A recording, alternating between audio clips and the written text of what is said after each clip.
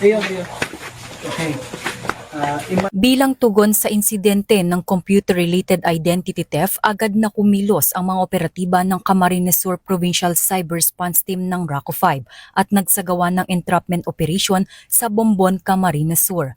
Ayon sa investigasyon, isang 18 anyos na lalaki ang gumawa ng isang peking social media account gamit ang pangalan at larawan ng isang babae na walang pahintulot at ginamit ito upang manghingi ng pera sa iba't ibang individual. Sa pakikipag-ugnayan sa Mombon Municipal Police Station, naaresto ang suspect at nahaharap sa kasong computer-related identity theft. Patunay ito ng mabilis na aksyon ng PNP para sa kaligtasan ng publiko.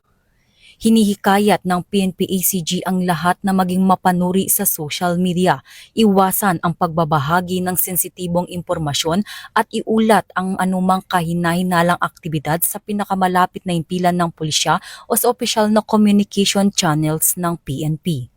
Mula dito sa Campo Crame, ako ang inyong PNN correspondent, Patrolwoman Mary Grace Artizuela, nagbabalita para sa Police News Network, alagad ng batas, taga-taguyod ng Balitang Pulis.